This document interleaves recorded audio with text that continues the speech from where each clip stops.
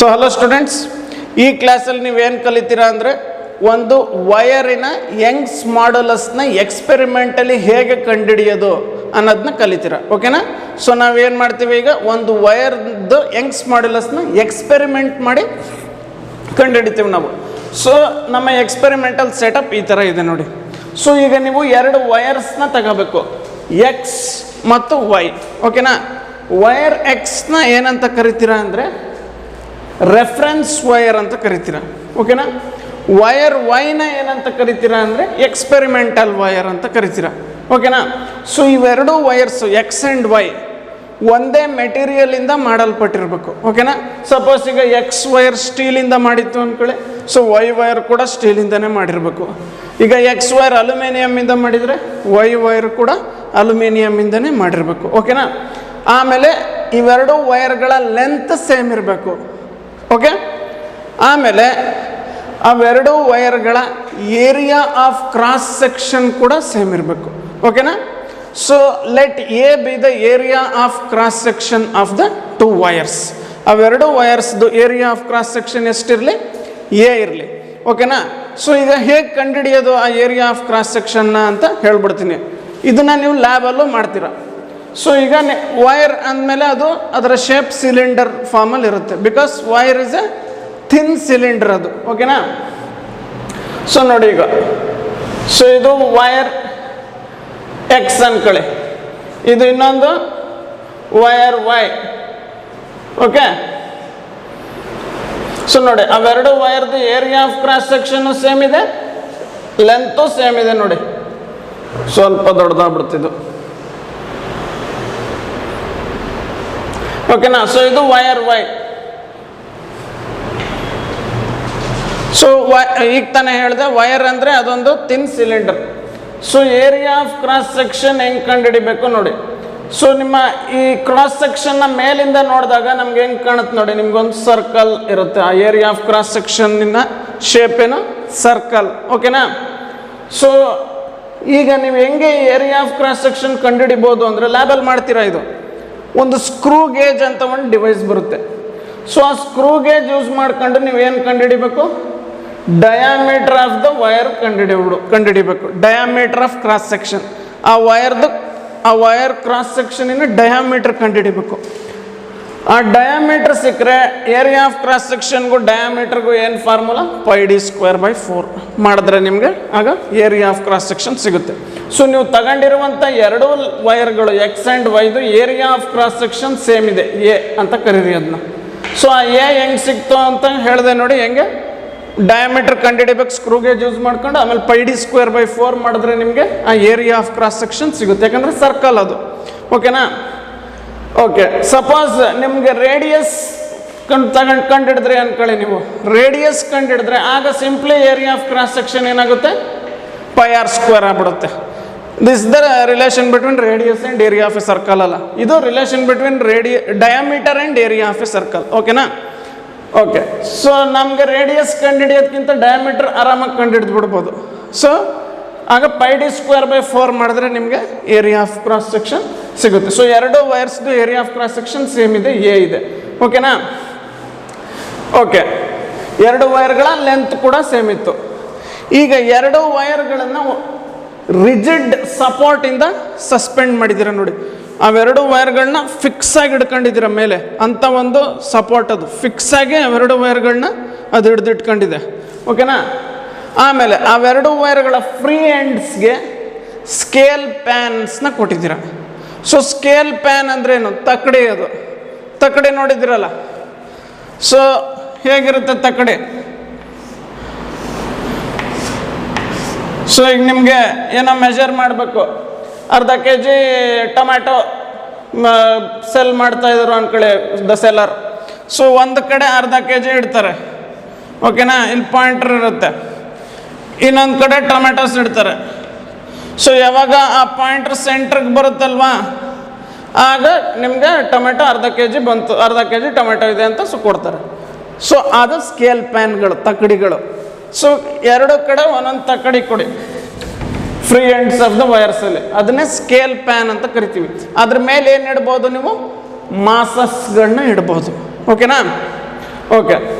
So ಈಗ ನೋಡಿ wire ಎಕ್ಸ್ದು ಎಂಡಲ್ಲಿ ಒಂದು ಸ್ಕೇಲ್ ಅಟ್ಯಾಚ್ ಆಗಿದೆ, ಮಿಲಿಮೀಟರ್ ಸ್ಕೇಲ್. ಅಂದರೆ ಈ ಸ್ಕೇಲ್ ಕೊನೆ ವ್ಯಾಲ್ಯೂ ಎಷ್ಟು ಮೆಜರ್ ಮಾಡ್ಬೋದು, ಅತಿ ಕಮ್ಮಿ ವ್ಯಾಲ್ಯೂ ಅಂದರೆ 1 ಮಿಲಿಮೀಟ್ರ್. ಸೊ ನೀವೇ ಯೂಸ್ ಮಾಡ್ತಿರ್ತೀರಲ್ಲ ನಿಮ್ಮ ಡೈಲಿ ಲೈಫಲ್ಲಿ ಲೈನ್ ಹಾಕೋಕ್ಕೆಲ್ಲ ಯೂಸ್ ಮಾಡ್ತಿರಲ್ಲ, ಅದೇ ಸ್ಕೇಲ್ ಇದು.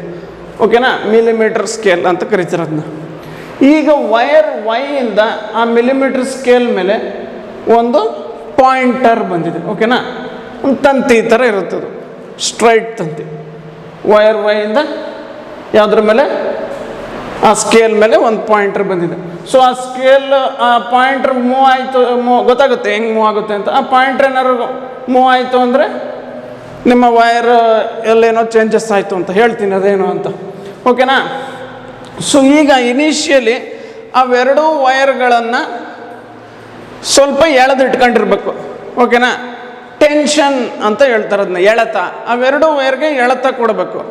ಓಕೆ, ಯಾಕೆ ಎಳೆತ ಕೊಡಬೇಕು ಅಂದರೆ ಈಗ ನೋಡಿ, ಫಾರ್ ಎಕ್ಸಾಂಪಲ್ ಒಂದು ವೈರ್ ಹಿಂಗೆ ರಿಂಕಲ್ಸ್ ಇರುತ್ತೆ ನೋಡಿ, ಇಲ್ಲಿಂದ ಫಿಕ್ಸ್ ಆಗಿ ಸಸ್ಪೆಂಡ್ ಮಾಡಿದ್ದೀರಾ, ರಿಂಕಲ್ಸ್ ಇರುತ್ತೆ ಆ ಥರ. ಅದಕ್ಕೋಸ್ಕರ ಅವೆಲ್ಲ ಹೋಗಿಸಿ ಅದಕ್ಕೆ ಒಂದು ಎಳೆತ ಕೊಡಬೇಕು.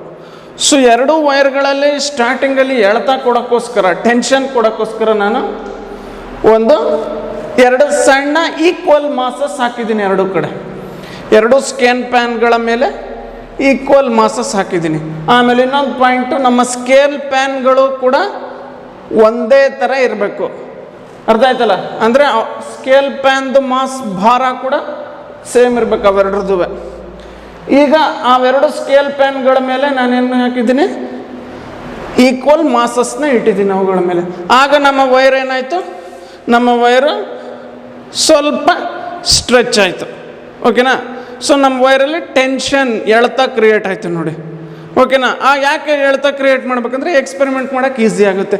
ರಿಂಕಲ್ಡ್ ವೈರ್, ರಿಂಕಲ್ಸ್ ಎಲ್ಲ ಇದ್ದಾಗ ವೈರಲ್ಲಿ ಆಗ ಎಕ್ಸ್ಪೆರಿಮೆಂಟ್ ಮಾಡೋದು ಎರರ್ಸ್ ಬಂದ್ಬಿಡುತ್ತೆ. ಓಕೆನಾ. ಸೊ ಅದಕ್ಕೋಸ್ಕರ ಆಮೇಲೆ ಇನ್ನು ಮುಂದೆ ಈ ಮಾಸ್ಗಳು ಲೆಕ್ಕ ಇಲ್ಲ, ಇದು ಟೆನ್ಷನ್ ಕೊಡೋಕ್ಕಷ್ಟಕ್ಕೆ ಇಟ್ಟಿರೋದು. ಎರಡೂ ಕಡೆ ಸೇಮ್ ಮಾಸ್, ಇದೆಷ್ಟಿದೆಯೋ ಅಷ್ಟೇ ಇರುತ್ತೆ ಅದು ಕೂಡ. ಸೊ ಇವೆರಡು ಮಾಸ್ಗಳು ನಮ್ಮ ವೈರ್ ಮೇಲೆ ಟೆನ್ಷನ್ ಕೊಡ್ತವೆ. ಓಕೆ, ಇವೆರಡು ಮಾಸ್ಗಳಿಂದ ನಮ್ಮ ಎರಡು ವೈರ್ಗಳು ಚೂರು ಲೆಂತ್ ಜಾಸ್ತಿ ಆಗುತ್ತೆ. ಯಾಕಂದರೆ ಗೊತ್ತಲ್ಲ ಏನಕ್ಕೆ ಜಾಸ್ತಿ ಆಗುತ್ತೆ. ಸೊ ನೋಡಿ, ಈಗ ಈ ಮಾಸು ಇಟ್ಟಿರೋದ್ರಿಂದ ಈ ಮಾಸ್ ಮೇಲೆ ಅರ್ತ್ ಫೋರ್ಸ್ ಹಾಕಿ ಎಳೆಯುತ್ತೆ. ಬಟ್ ಆ ಮಾಸ್ಗಳು ಸ್ಕೇಲ್ ಪ್ಯಾನ್ಗಳ ಮೇಲೆ ಇರೋದ್ರಿಂದ ಮಾಸ್ಗಳನ್ನ ಅರ್ತ್ ಎಳೆಯುತ್ತೆ. ಸೊ ಆ ಮಾಸು ಆ ವೈರ್ನ ಎಳೆಯುತ್ತೆ. ಸೊ ಎರಡೂ ವೈರ್ಗಳ ಮೇಲೆ ಏನು ಬಿತ್ತು ಹಂಗಾರೆ, ಲಾಂಜಿಟ್ಯೂಡಿನಲ್ ಡಿಫಾರ್ಮೇಷನ್ ಫೋರ್ಸ್ ಬಿತ್ತು ನೋಡಿ. ಸೊ ಆಗ ಎರಡೂ ವೈರ್ಗಳು ಚೂರು ಸ್ಟ್ರೆಚ್ ಆಗ್ತವೆ. ಸೊ ಎರಡೂ ವೈರ್ಗಳು ನೀವು ಈಕ್ವಲ್ ಲೆಂತ್ ತಗೊಂಡಿದ್ರಿ ಮುಂಚೆ, ಮತ್ತು ಅವೆರಡು ವೈರ್ಗಳ area of cross section same ಇತ್ತು, ಮತ್ತು ಅವೆರಡು ವೈರ್ಗಳು ಸೇಮ್ ಮೆಟೀರಿಯಲಿಂದ ಮಾಡಿದ್ರಿಂದ ಅವೆರಡೂ ವೈರ್ಗಳು ಸೇಮ್ ಲೆಂತಲ್ಲಿ ಸ್ಟ್ರೆಚ್ ಆಗ್ತವೆ. ಇದು ಈಗ ಫಾರ್ ಎಕ್ಸಾಂಪಲ್ ನೋಡಿ, ಈ ಮಾಸ್ ಇಡೋ ಮುಂಚೆ ಇಲ್ಲಿವರೆಗೂ ಇತ್ತು ಅಂದ್ಕೊಳ್ಳಿ ವೈರ್, ಇದು ಈ ಮಾಸ್ ಇಡೋ ಮುಂಚೆ ಇಲ್ಲಿವರೆಗೂ ಇತ್ತು ಅಂದ್ಕೊಳ್ಳಿ. ಈಗ ಮಾಸ್ ಇಟ್ಟ ಮೇಲೆ ಇಷ್ಟಾಯಿತು, ಇದು ಕೂಡ ಮಾಸ್ ಇಟ್ಟ ಮೇಲೆ ಅಷ್ಟೇ ಆಗುತ್ತೆ ನೋಡಿ.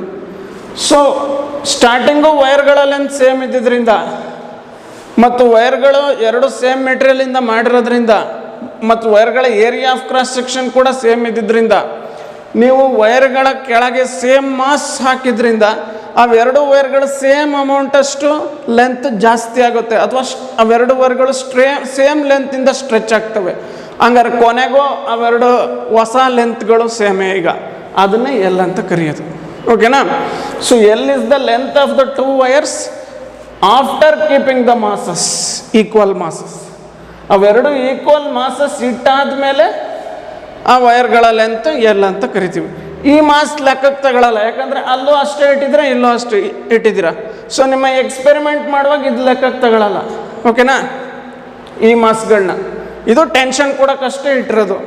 ಇನ್ನು ಮುಂದೆ ಎಕ್ಸ್ಪೆರಿಮೆಂಟ್ ಕಂಟಿನ್ಯೂ ಮಾಡಬೇಕಾದ್ರೆ ನೀವು ನಿಮ್ಮ ಮಾಸಸ್ನ ಸ್ಕೇಲ್ ಪ್ಯಾನ್ ವೈ ಅಲ್ಲಿ ಇಡ್ತಾ ಹೋಗಬೇಕು. ವೈರಲ್ಲಿ ಇರೋ ಸ್ಕೇಲ್ ಪ್ಯಾನ್ಗೆ ಮಾಸಸ್ನ ಇಡ್ತಾ ಹೋಗಬೇಕು. ಆಗ ನೀವು ಎಕ್ಸ್ಪೆರಿಮೆಂಟ್ನ ಮಾಡಬಹುದು. ಓಕೆ. ಸೊ ಈಗ ಈ ಎಕ್ಸ್ಪೆರಿಮೆಂಟ್ ಹೇಗೆ ಮಾಡೋದು ಅಂತ ನೋಡೋಣ. ಓಕೆನಾ. ಸೊ ಅದಕ್ಕೂ ಮುಂಚೆ ಒಂದು ಇಂಪಾರ್ಟೆಂಟ್ ಪಾಯಿಂಟ್ ತಿಳ್ಕೊಬೇಕು ನೀವು. ಏನು ಅಂದರೆ ಗ್ರಾವಿಟೇಷನಲ್ ಫೋರ್ಸ್. ಓಕೆನಾ?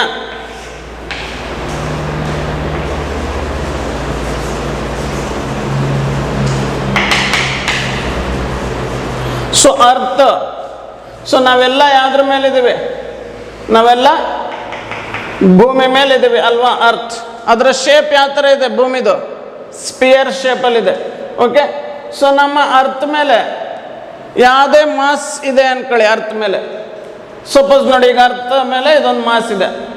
ಸೊ ಏನು ಮಾಡುತ್ತೆ ಅರ್ಥ? ಆ ಮಾಸ್ನ ಅದರ ಮಾಸ್ ಇರಲಿ, ಆ ಮಾಸಿನ ಬೆಲೆ ಸ್ಮಾಲ್ ಇರಲಿ.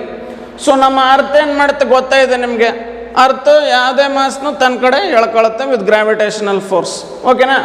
ಸೊ ಹಂಗಾರೆ ನನ್ನ ಅನ್ನೋ ಮಾಸ್ನ ಅರ್ಥ ತನ್ನ ಕಡೆ ಎಳಿತಾ ಇರುವಂತಹ ಗ್ರಾವಿಟೇಷನಲ್ ಫೋರ್ಸ್ದು ಬೆಲೆ ಎಷ್ಟಿರುತ್ತೆ?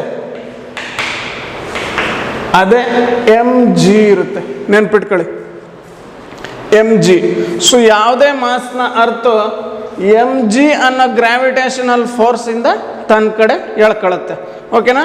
ಫಾರ್ ಎಕ್ಸಾಂಪಲ್ ನೋಡಿ, ಈಗ ಇದು ಒಂದು ಮಾಸ್ ಅಲ್ವಾ? ನೋಡಿ, ಇದೊಂದು ಮಾಸು, ಈ ವಸ್ತು.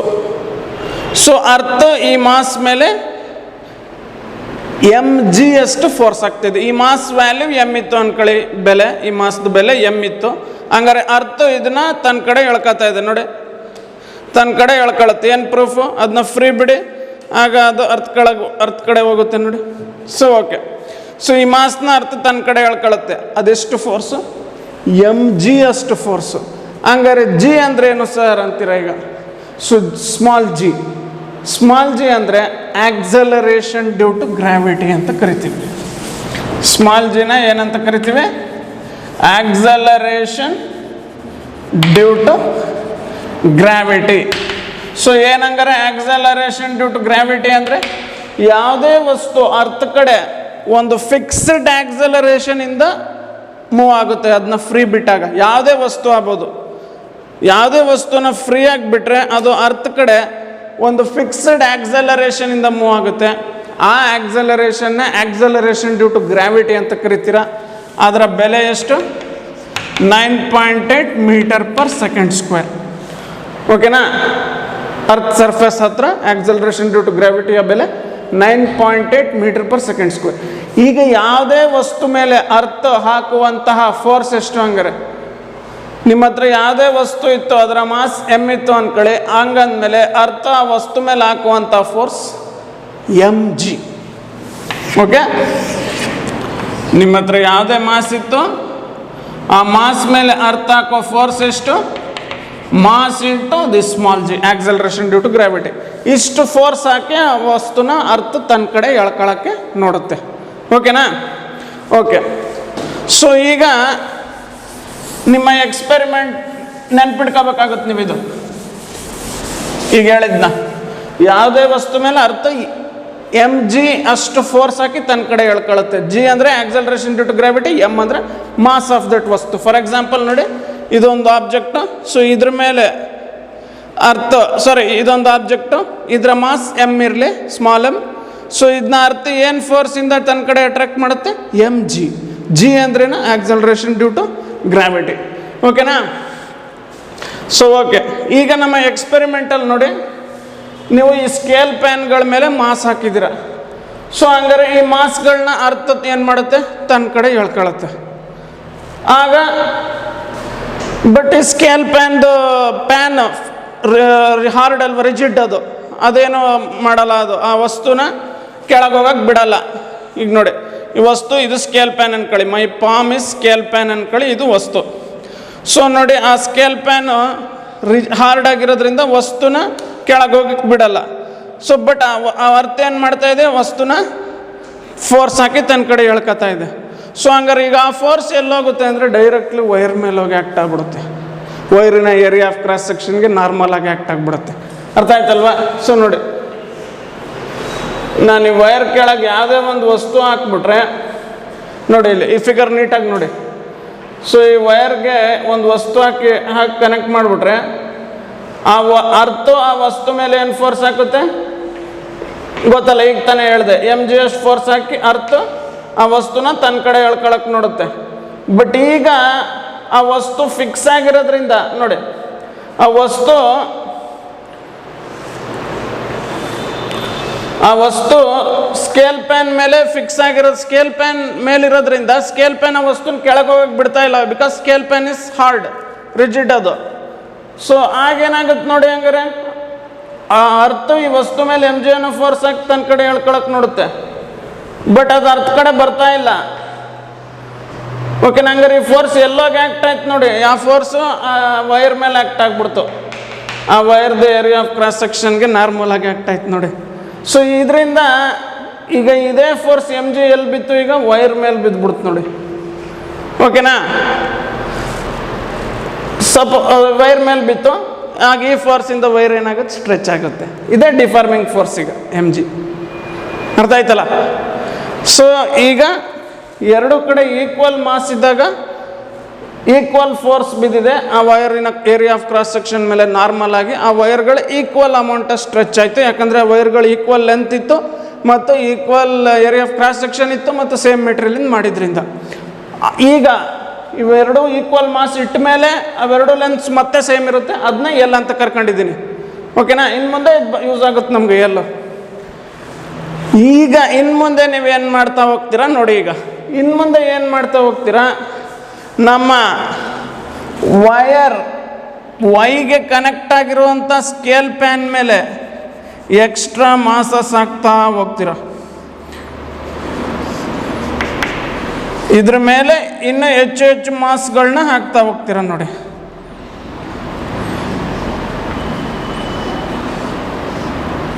ಓಕೆನಾ? ಸೊ ಈಗ ಈ ವೈರ್ ವೈಗೆ ಕನೆಕ್ಟ್ ಆಗಿರೋ ಸ್ಕೇಲ್ ಪ್ಯಾನ್ ಮೇಲೆ ನೀವೀಗ ಮಾಸ್ನ ಜಾಸ್ತಿ ಮಾಡ್ತಾ ಹೋದ್ರಿ. ಆಗೇನಾಯ್ತು, ನನ್ನ ವೈರು ಸ್ಟ್ರೆಚ್ ಆಗಕ್ಕೆ ಸ್ಟಾರ್ಟ್ ಆಯಿತು. ವೈರ್ ಏನಾಗಕ್ಕೆ ಸ್ಟಾರ್ಟ್ ಆಗುತ್ತೆ, ಸ್ಟ್ರೆಚ್ ಆಗಕ್ಕೆ ಸ್ಟಾರ್ಟ್ ಆಗುತ್ತೆ. ಯಾಕೆ ಸ್ಟ್ರೆಚ್ ಆಯಿತು ಅಂತ ಹೇಳಿದ್ನಲ್ಲ. ಸೊ ಈ ಮಾಸ್ಗಳನ್ನ ಅರ್ಥ ಎಳೆಯುತ್ತೆ, ಅರ್ಥ ಎಳೆದಿದ್ದನ್ನ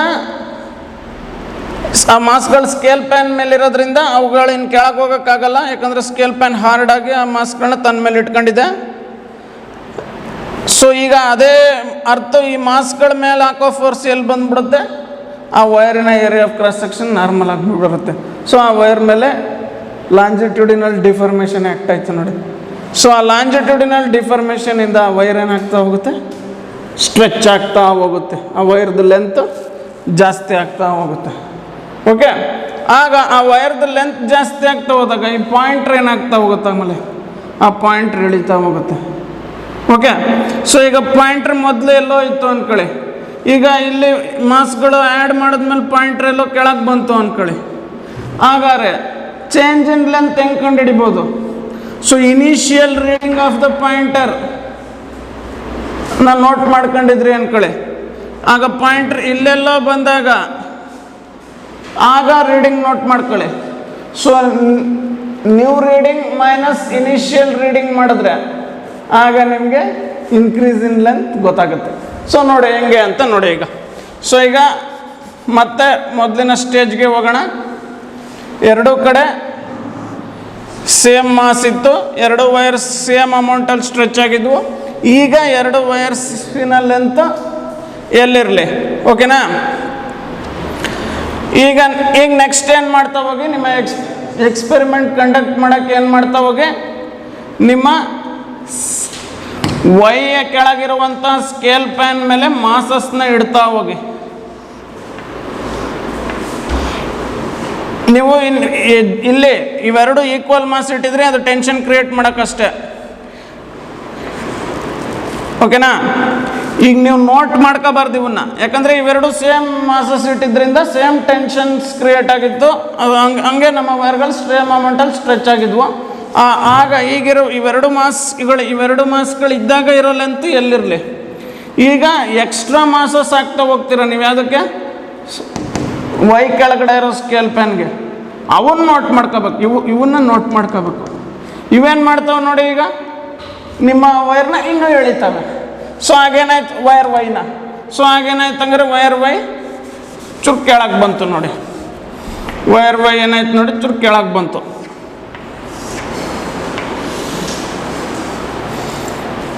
ಯಾಕೆ ಆ ಎಕ್ಸ್ಟ್ರಾ 2 ಮಾಸ್ ಇಟ್ಟಿದ್ರಿಂದ ನಾನು ಫಸ್ಟ್ ಒಂದಿತ್ತು ಇದಕ್ಕೆ ಸಮ ಇತ್ತು, ಈಗ ಇನ್ನೆರಡು ಎಕ್ಸ್ಟ್ರಾ ಇಟ್ಟಿದ್ದೀನಿ ಅನ್ಕೊಳ್ಳಿ. ಸೊ ಇವೆರಡು ಇನ್ನೂ ಎಳೆದ್ವು ಈ ವೈರ್ನ. ಎಷ್ಟು ಎಳೆದ್ವು ನೋಡಿ. ಈಗ ಮುಂಚೆ ಇಲ್ಲಿತ್ತಲ್ವ, ಇದು ಇಲ್ಲಿತ್ತು, ಈಗ ಇಷ್ಟು ಕೆಳಗೆ ಬಂದ್ಬಿಟ್ಟಿದೆ ನೋಡಿ ವೈರು. ಹಂಗಾರೆ ನಮ್ಮ ಪಾಯಿಂಟ್ರ್ ಏನಾಯ್ತು ನೋಡಿ. ಆಗ ನಮ್ಮ ಪಾಯಿಂಟ್ರ್ ಕೂಡ ಕೆಳಗೆ ಬಂತು. ಅಷ್ಟೇ ಕೆಳಗೆ ಬಂದಿರುತ್ತೆ. ನಿಮ್ಮ ವೈರ್ ಎಷ್ಟು ಸ್ಟ್ರೆಚ್ ಆಯಿತು ಅಷ್ಟೇ ನಮ್ಮ ಪಾಯಿಂಟ್ರ್ ಕೆಳಗೆ ಬಂದಿರುತ್ತೆ. ಸೊ ಇದು ಮೊದಲಿದ್ದಂಥ ಪಾಯಿಂಟ್ರ್ ಡಾಟೆಡ್ ಲೈನ್. ಸೊ ಈಗ ಇಷ್ಟೇ ಪಾಯಿಂಟ್ರ್ ಕೆಳಗೆ ಬಂದಿದೆ. ಈಗ ಪಾಯಿಂಟ್ರ್ ಇಲ್ಲಿ ಬಂದಿದೆ ನೋಡಿ. ಅರ್ಥ ಆಯ್ತಾ? ಸೊ ನೀವು ಸ್ಕೇಲ್ ಪ್ಯಾನ್ ನೀವು ವೈರ್ ವೈ ಕೆಳಗಡೆ ಇರೋ ಸ್ಕೇಲ್ ಪ್ಯಾನ್ ಮೇಲೆ 2 ಮಾಸ್ಗಳು ಜಾಸ್ತಿ ಹಾಕ್ಬಿಟ್ರಿ. ಈಗ ಇದಲ್ಲದೆ ಇನ್ನೆರಡು ಮಾಸ್ಗಳು ಹಾಕ್ಬಿಟ್ರಿ. ಆ ಮಾಸ್ ವ್ಯಾಲ್ಯೂ ನೀವು ನೋಟ್ ಮಾಡ್ಕೋಬಹುದು. ಎಷ್ಟು? 500 ಗ್ರಾಮ್ 500 ಗ್ರಾಮ್ ಅನ್ಕೊಳ್ಳಿ. ಹಾಗೇನಾಯ್ತದ 1 kg ಆಯಿತು. ಮುಂಚೆ ಎರಡು ಕಡೆ 500 ಇತ್ತು. ಈಗ ಇದ್ರ ಮೇಲೆ ಇನ್ನೊಂದು 500 ಗ್ರಾಮ್ ಇನ್ನೊಂದು 500 ಗ್ರಾಮ್ ಹಾಕಿದ್ದೀರ. ಸೊ ಅದೇನು ಮಾಡ್ತೀವಿ, ಎರಡು ಇನ್ನು ಮತ್ತೆ ಎಕ್ಸ್ಟ್ರಾ ಹಾಕಿದ್ದು ಇನ್ನೂ ಎಳೀತು ವೈರ್ನ. ಇಷ್ಟು ಲೆಂತ್ ಜಾಸ್ತಿ ಆಯ್ತು ನೋಡಿ. ಇದು ಯಾರು ಮಾಡಿದ್ದು?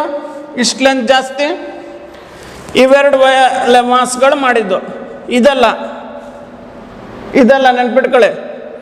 ಇದು ಮಾಡಿದಾಗ ಅಷ್ಟೇ ಇಲ್ಲೂ ಆಗಿತ್ತು. ಆಗಿರೋ ಲೆಂತ್ನೇ ಏನಂತ ಕರ್ಕೊಂಡ್ರಿ ನೀವು? ಒರಿಜಿನಲ್ ಲೆಂತ್ ಅಂತ ಕರ್ಕೊಂಡ್ರಿ, ಎಲ್ ಅಂತ ಕರ್ಕೊಂಡ್ರಿ. ಓಕೆನಾ?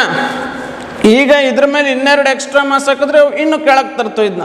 ಸೊ ಇಷ್ಟು ನಮ್ಮ ವೈರ್ ಸ್ಟ್ರೆಚ್ ಆಗಿರೋದಕ್ಕೆ ಯಾರು ಕಾರಣ? ಇವೆರಡು ಮಾಸ್ಗಳ ಕಾರಣ. ಓಕೆನಾ? ಸೊ ಅದನ್ನ ಡೆಲ್ಟಾ ಎಲ್ ಅಂತ ಕರಿತೀನಿ, increase in length of the ವೈರ್ನ. ಓಕೆ? ಸೊ ಈ ಡೆಲ್ಟಾ ಎಲ್ ಹೆಂಗೆ ಮೆಜರ್ ಮಾಡ್ತೀರಾ? ಇದೇ ಪಾಯಿಂಟ್ರ್. ಮುಂಚೆ ಪಾಯಿಂಟ್ರ್ ರೀಡಿಂಗ್ ನೋಟ್ ಮಾಡ್ಕೊಳ್ಳಿ. ಮುಂಚೆ ಇದ್ದಂಥ ಪಾಯಿಂಟ್ರ್ ರೀಡಿಂಗ್ R0 ಅಂತ ಕರೀರಿ. ಅದನ್ನ ರೀಡಿಂಗ್ ನಾಟ್ ಅಂದರೆ ಮುಂಚೆ ಇದ್ದಿದ್ದು ಅಂತ, R0. ಓಕೆ? ಅಥವಾ RO ಅಂತಲೂ ಅನ್ಬೋದು ನೀವು. R ಓಲ್ಡ್ ಹಳೇದು ಅಂತ, ಮೊದಲಿದ್ದಂಥ ಪಾಯಿಂಟ್ರ್ ರೀಡಿಂಗು. ಈಗ ಇವೆರಡು ಎಕ್ಸ್ಟ್ರಾ ಮಾಸ್ ಹಾಕಿದ್ರಿಂದ ನಮ್ಮ ಪಾಯಿಂಟ್ರ್ ಏನಾಯಿತು? ಕೆಳಗೆ ಬಂತು. ಸೊ ಈಗಿರೋ ಪಾಯಿಂಟರ್ ರೀಡಿಂಗ್ನ ಏನಂತ ಕರೀರಿ? R ಅಂತ ಕರೀರಿ. ಈಗ ಇವೆರಡು ಮಾಸ್ ಹಾಕಿದ್ಮೇಲೆ ನಮ್ಮ ಪಾಯಿಂಟರ್ ರೀಡಿಂಗ್ನ R ಅಂತ ಕರೀರಿ. ಹಂಗಂದ್ಮೇಲೆ ನಮ್ಮ ವೈರಲ್ಲಿ ಉಂಟಾದಂಥ ಸ್ಟ್ರೆಚ್ ಎಷ್ಟು? ಹಂಗಾರೆ ನಮ್ಮ ವೈರಿನ ಇನ್ಕ್ರೀಸ್ ಇನ್ ಲೆಂತ್ ಎಷ್ಟು?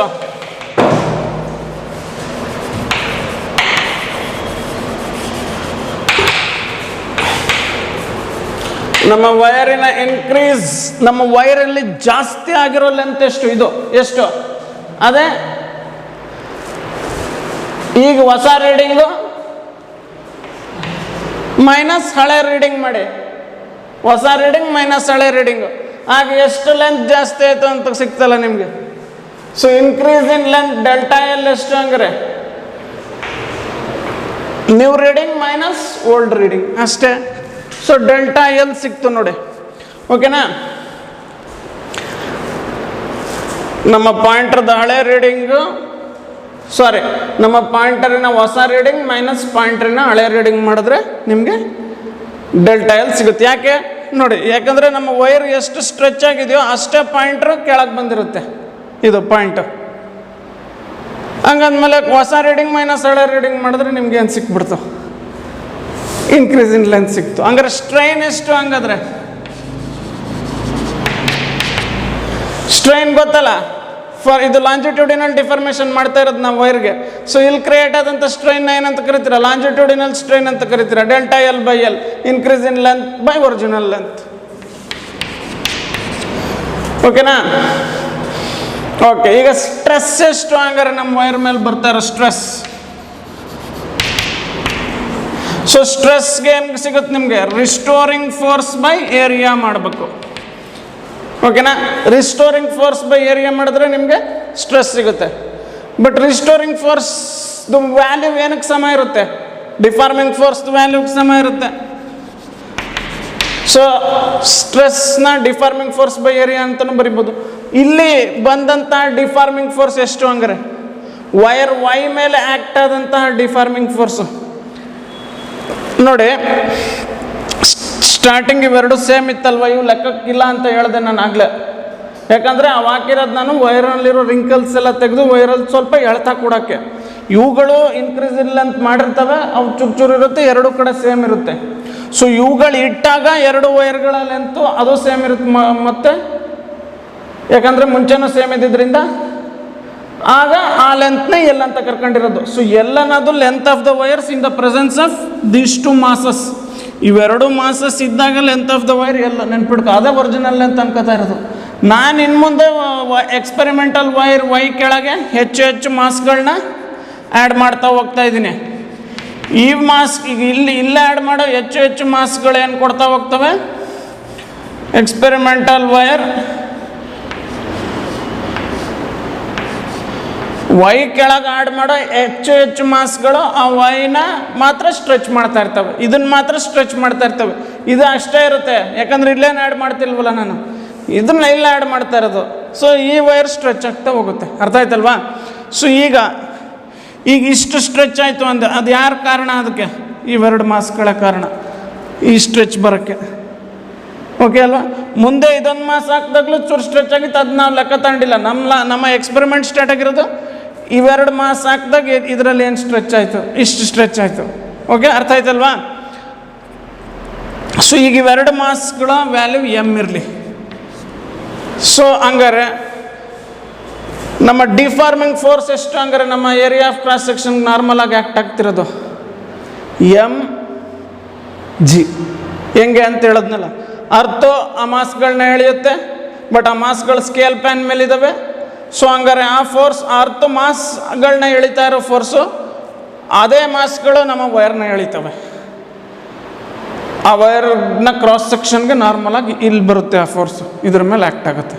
ಸೊ ಹಂಗಾರೆ ಡಿಫಾರ್ಮಿಂಗ್ ಫೋರ್ಸ್ ಎಷ್ಟು? ಹಂಗಾರೆ ಅರ್ಥ ಆ ಮಾಸ್ಗಳನ್ನ ಎಳಿತಾ ಇರೋ ಫೋರ್ಸ್ ಎಷ್ಟು? M G. ಅದೇ ಎಮ್ ಜಿ ಈಗ ಆ ಮಾಸ್ಗಳು ಇದ್ರ ಮೇಲೆ ಆಗ್ತವೆ, ಆ ವೈರಿನ ಕ್ರಾಸ್ ಸೆಕ್ಷನ್ ಮೇಲೆ ನಾರ್ಮಲ್ ಆಗಿ ಕೆಳ ದಿಕ್ಕಲ್ಲಿ ಆಗ್ತವೆ. ಸೊ ಅರ್ಥ ಇವನ್ನ ಎಳಿತಾ ಇರೋ ಫೋರ್ಸ್ ಎಮ್ ಜಿ. ಈಗ ಆ ಎಮ್ ಜಿ ವೈರ್ದು ಕ್ರಾಸ್ ಸೆಕ್ಷನ್ಗೆ ನಾರ್ಮಲ್ ಆಗಿ ಕೆಳ ದಿಕ್ಕಲ್ಲಿ ಆ್ಯಕ್ಟ್ ಆಗುತ್ತೆ. ಸೊ ಅದೇ deforming force M G. Okay. So ಹಂಗಾರೆ ನಮ್ಮ ಬಾಡಿಯಲ್ಲಿ ಕ್ರಿಯೇಟ್ ಆದಂಥ ಸ್ಟ್ರೆಸ್ ಏನು? ಹಂಗಾರೆ restoring force by area, restoring force value deforming force ಸಮ ಇದ್ದಿದ್ದರಿಂದ deforming force by area. Deforming force ಎಷ್ಟು? ಸೊ ಎಮ್ ಅನ್ನೋ ಮಾಸ್ ಹಾಕಿದ್ಮೇಲೆ ಬಂದಿರೋ ಡಿಫಾರ್ಮಿಂಗೇಷನ್ ಅದು. ಸೊ ಆ ಡಿಫಾರ್ಮಿಂಗ್ ಫೋರ್ಸ್ ಎಷ್ಟು? ಅರ್ಥ ಈ ಮಾಸ್ಗಳನ್ನ ಎಮ್ ಜಿ ಅನ್ನೋ ಫೋರ್ಸಲ್ಲಿ ಎಳಿತವೆ. ಈಗ ಆ ಮಾಸ್ಗಳು ಹೋಗ್ಬಿಟ್ಟು ಆ ಮಾಸ್ಗಳು ಈ ವೈರಿನ ಕ್ರಾಸ್ ಸೆಕ್ಷನ್ ಮೇಲೆ ನಾರ್ಮಲ್ ಆಗಿ ಕೆಳ ದಿಕ್ಕಲ್ಲಿ ಫೋರ್ಸ್ ಆಗ್ತಾವೆ, ಅದು ಎಮ್ ಜಿನೇ. ಸೊ ಇದು ನಮ್ಮ stress M G by A. Very important, ನೆನ್ಪಿಟ್ಕೋಬೇಕು. ಎ ಹೆಂಗೆ ಕಂಡುಹಿಡಿದ್ರೆ ಹೇಳೋದ್ನಲ್ಲ, π d²/4. ಓಕೆನಾ. ಸೊ ಇಷ್ಟು ಸ್ಟ್ರೆಸ್ ಬಂದಾಗ ನಮ್ಮ ಸ್ಟ್ರೈನ್ ಆಗಿರೋದು ಎಷ್ಟು? ΔL/L. ಓಕೆ ಅಲ್ವಾ. ಸೊ ಈ ಡಿಫಾರ್ಮಿಂಗ್ ಫೋರ್ಸೇ ಎಷ್ಟು ಸ್ಟ್ರೈನ್ನ ಉಂಟು ಮಾಡ್ತೋ ನಮ್ಮ ವೈರಲ್ಲಿ, ಎಮ್ ಜಿ ಅಥವಾ ಎಫ್ ಡಿಫಾರ್ಮಿಂಗ್ ಇದೆ, ಎಷ್ಟು ಸ್ಟ್ರೈನ್ ಉಂಟು ಮಾಡ್ತೋ ನಮ್ಮ ವೈರಲ್ಲಿ? ΔL/L. ಈ ಎಮ್ ಜಿ ಅನ್ನೋದು ನಮ್ಮ ವೈರ್ನ ಎಷ್ಟು ಸ್ಟ್ರೆಚ್ ಮಾಡ್ತೋ, ಈ ಎಮ್ ಜಿ ಫೋರ್ಸು ಅರ್ಥ ಇವುಗಳ ಮೇಲೆ ಆಗ್ತಿರೋದು, ಅದೇ ಹೋಗಿ ಇಲ್ಲಿಗ ವೈರ್ ಕ್ರಾಸ್ ಸೆಕ್ಷನ್ ನಾರ್ಮಲ್ ಆಗಿ ಕೆಳದಿಕ್ಕಲ್ಲಿ ಆಕ್ಟ್ ಆಗುತ್ತೆ. ಅದು ವೈರ್ನ ಎಷ್ಟು ಸ್ಟ್ರೆಚ್ ಮಾಡ್ತು? ΔL. ಹಂಗಾರೆ ವೈರ್ಗಳು ಕ್ರಿಯೇಟ್ ಆಗಿರೋ ಸ್ಟ್ರೈನ್ ಎಷ್ಟು? ΔL/L. ಸೊ ವೈರಲ್ಲಿರೋ ಸ್ಟ್ರೆಸ್ ಎಷ್ಟು? ಆಗ M G by A. So ನಿಮ್ಮ ಲಾಸ್ಟ್ ಸೆಕ್ಷನ್ ಸ್ಟ್ರೆಸ್ ಸ್ಟ್ರೈನ್ ಕರ್ವಲ್ಲಿ ಹಿಂಗೆ ಗ್ರಾಫ್ ಹಾಕಿದ್ದು ನಾವು, ಸ್ಟ್ರೆಸ್ಗೂ ಸ್ಟ್ರೈನ್ ಮಧ್ಯ. ಓಕೆನಾ. ಅಲ್ಲಿ ಇರೋವಂಥ ಸ್ಟ್ರೆಸ್ಸು ಮತ್ತು strain change length by original length ಮಾಡಿ ಬೇರೆ ಬೇರೆ ಸ್ಟ್ರೆಸ್ಗಳಿಗೆ ಇಲ್ಲಿ ಮಾಸ್ನ ನೀವು ಚೇಂಜ್ ಮಾಡ್ತಾ ಹೋದಂಗೆ ಸ್ಟ್ರೆಸ್ಸು ಚೇಂಜ್ ಆಗ್ತಾ ಹೋಗುತ್ತೆ, ಆಗ ಸ್ಟ್ರೈನ್ ಕೂಡ ಚೇಂಜ್ ಆಗ್ತಾ ಹೋಗುತ್ತೆ. ಅದರ ಮತ್ತು ಸ್ಟ್ರೆಸ್ ಮತ್ತು ಸ್ಟ್ರೈನ್ ಮಧ್ಯೆ ನೀವು ಗ್ರಾಫ್ ಹಾಕಿದ್ದು. ಈಗ ಅರ್ಥ ಆಯ್ತಲ್ಲ ಆ ನಮ್ಮ ಸ್ಟ್ರೆಸ್ ಸ್ಟ್ರೈನ್ ಕರ್ವ್ ಹೇಗೆ ಬಂತು ಅಂತ? ಹಿಂಗೆ ಸೇಮ್ ಇದೇ ಥರ. ಓಕೆನಾ. ಓಕೆ. ಸೊ ಈಗ ನೀವೇನು ಮಾಡ್ಬೇಕು ನೋಡಿ, ಬೇರೆ ಬೇರೆ ಮಾಸಸ್ ಆ್ಯಕ್ಟ್ ಮಾಡಬೇಕು, ಆಗ ಬೇರೆ ಬೇರೆ ಸ್ಟ್ರೆಸ್ ಕ್ರಿಯೇಟ್ ಆಗುತ್ತೆ, ಬೇರೆ ಬೇರೆ ಸ್ಟ್ರೈನ್ ಕ್ರಿಯೇಟ್ ಆಗುತ್ತೆ. ಸೊ ಈಗ ನೀವು ಯಂಗ್ಸ್ ಮಾಡ್ಯುಲಸ್ನ ಕಂಡುಹಿಡಿಬೋದು ನೋಡಿ. ಸೊ ಯಂಗ್ಸ್ ಮಾಡ್ಯುಲಸ್ ಹೆಂಗೆ ಕಂಡುಹಿಡಿತೀರ ಹಂಗಾರೆ? ಸ್ಟ್ರೆಸ್ ಬೈ ಸ್ಟ್ರೈನ್ ಅಲ್ಲ, ಲಾಂಜಿಟ್ಯೂಡಿನಲ್ ಸ್ಟ್ರೆಸ್ ಇದು longitudinal strain. So stress by strain ಮಾಡಿದ್ರೆ ನಿಮಗೆ ಯಂಗ್ಸ್ ಮಾಡ್ಯುಲಸ್ ಸಿಗುತ್ತೆ. ಸೊ ಸ್ಟ್ರೆಸ್ ಏನಪ್ಪ? mg by A. ಸ್ಟ್ರೈನ್ ಏನು? Delta L by L. ಹಂಗಾರೆ ಯಂಗ್ಸ್ ಮಾಡ್ಯುಲಸ್ ಎಷ್ಟು ಹಂಗಾರೆ? mg by A mg L by A delta L. So ನೀವು ಎಷ್ಟು ಮಾಸ್ ಹಾಕಿದ್ದೀರ ನೋಟ್ ಮಾಡ್ಕೊಳ್ಳಿ, ಎಷ್ಟು ಇನ್ಕ್ರೀಸ್ ಇನ್ ಲೆಂತ್ ಆಯಿತು ನೋಟ್ ಮಾಡ್ಕೊಳ್ಳಿ. ಅವೆರಡು ಮಾಡಿದ್ರೆ ಸಾಕು, ನಿಮಗೆ ಏನು ಸಿಕ್ಬಿಡ್ತು ನೋಡಿ, ನಿಮಗೆ ಯಂಗ್ಸ್ ಮಾಡ್ಯುಲಸ್ ಸಿಕ್ಬಿಡ್ತು. ಯಾಕಂದರೆ Young's modulus stress by strain. Stress ಎಷ್ಟು? mg ಬೈ ಎ, ಸ್ಟ್ರೈನ್ ಎಷ್ಟು? Delta L by L. ಇಷ್ಟೇ ನೀವು ಮಾಡಬೇಕಾಗಿರೋದು. ನೀವೇನು ಮಾಡ್ತಾ ಹೋಗ್ಬೇಕು? ನಿಮ್ಮ ಮಾಸ್ಗಳನ್ನ ಆ್ಯಡ್ ಮಾಡ್ತಾ ಹೋಗ್ಬೇಕು. ಎಲ್ಲಿ? ವೈ ಕೆಳಗಡೆ ಇರುವಂತಹ ಸ್ಕೇಲ್ ಪ್ಯಾನ್ ಮೇಲೆ ಮಾಸ್ಗಳನ್ನ ಹೆಚ್ಚಿಸ್ತಾ ಹೋಗ್ಬೇಕು. ನೀವು ಮಾಸಸ್ ಹೆಚ್ಚಿಸ್ತಾ ಹೋದಂಗೆ ನನ್ನ ವೈರ್ ಏನಾಗ್ತಾ ಹೋಗುತ್ತೆ? ಸ್ಟ್ರೆಚ್ ಆಗ್ತಾ ಹೋಗುತ್ತೆ. ಸೊ ನಿಮ್ಮ ವೈರ್ ಸ್ಟ್ರೆಚ್ ಆಗ್ತಾ ಹೋದಂಗೆ ನೀವು ಪ್ರತಿ ಮಾಸ್ಗೂ ಡೆಲ್ಟಾ ಎಲ್ ಕಂಡುಹಿಡ್ಕೋಬೇಕು. ಅಷ್ಟೇ ಸಾಕಲ್ಲಿಗೆ, ಒರಿಜಿನಲ್ ಅಂತೂ ಗೊತ್ತು. ಸೊ ಪ್ರತಿ ಮಾಸ್ಗೂ ನೀವು ಡೆಲ್ಟಾ ಎಲ್ ಕಂಡುಹಿಡಿದಾಗ ನಿಮಗೆ ಆಯಾ ಮಾಸ್ಗೆ ಪ್ರತಿ ಮಾಸ್ಗೂ ಡೆಲ್ಟಾ ಎಲ್ ಕಂಡುಹಿಡಿತಾ ಹೋದಾಗ ನಿಮ್ಗೆ ಯಂಗ್ಸ್ ಮಾಡ್ಯುಲಸ್ ಸಿಗ್ತಾ ಹೋಗುತ್ತೆ. ಸೊ ಈಗ ಇದು ಹೆಂಗೆ ಮಾಡ್ತೀವಿ ಅಂತ ಒಂದು ಟೇಬಲ್ ಹಾಕಿ ನೋಡೋಣ. ಓಕೆ, ಸೊ ಈಗ ನಾವು ಎಕ್ಸ್ಪೆರಿಮೆಂಟ್ ಯಾವ ಥರ ಪರ್ಫಾರ್ಮ್ ಮಾಡಬೇಕು ಅಂತ ನೋಡೋಣ. ಓಕೆನಾ? ಸೊ ಸ್ಟಾರ್ಟಿಂಗಲ್ಲಿ ಇವೆರಡೇ ಮಾಸ್ ಇತ್ತು. ಆಗ length of the experimental wire ಎಷ್ಟಿತ್ತು? ಎಲ್ಲಿತ್ತು. ಈಗ ನೀವು ಎಕ್ಸ್ಪೆರಿಮೆಂಟಲ್ ವೈರ್ ವೈ ಕೆಳಗಡೆ ಇರೋ ಪ್ಯಾನ್ ಮೇಲೆ ಮಾಸಸ್ ಜಾಸ್ತಿ ಮಾಡ್ತಾ ಹೋಗ್ಬೇಕು. ಆಗ ಇನ್ಕ್ರೀಸ್ ಇನ್ ಲೆಂತ್ ನೋಟ್ ಮಾಡ್ತಾ ಹೋಗ್ಬೇಕು. ಸೊ ಹೆಂಗೆ ಇನ್ಕ್ರೀಸ್ ಇನ್ ಲೆಂತ್ ನೋಟ್ ಮಾಡ್ತೀರಾ?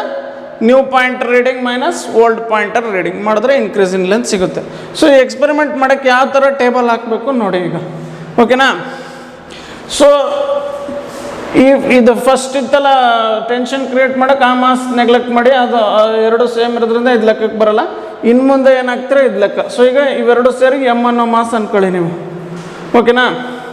ಸೊ ಎಮ್ ಅನ್ನೋ ಮಾಸ್ ಇದೆ. ಓಕೆ, ಅದೆಷ್ಟು ವ್ಯಾಲ್ಯೂ ಇತ್ತು ಅಂದ್ಕೊಳ್ಳಿ, 1 kg ಅಂತ ಅಂದ್ಕೊಳ್ಳಿ. ಓಕೆನಾ?